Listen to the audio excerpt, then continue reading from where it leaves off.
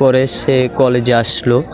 তার সাথে কলেজে আসার পরে আমি তো তাকে দেখছি যে সে আইছে, তাও আমি ওর সাথে দেখা করি নাই। বাট সে মেয়েটি আমাকে খুঁজতেছে, আমি ওটা ফলো করলাম।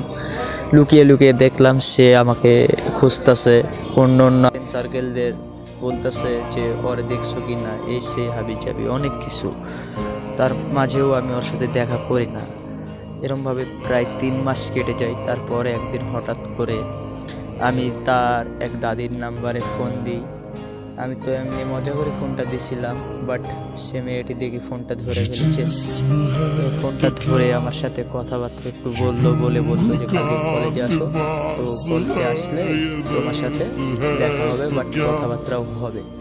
এ বলেই সে ফোনটা কেটে দিল। পরের দিন আমি যাই না, 10টা পার হয়ে 11টা বাজতে যাচ্ছে। তো সে যখন দেখে যে আমি যাচ্ছি না, বাট সে আমার আরেকটা ফ্রেন্ডের ফোন নিয়ে সে আমাকে আবার কল দেয়। কল দেওয়ার পরে সে আমাকে জিজ্ঞেস করে যে তুমি কোথায় আছো, তুমি কলেজে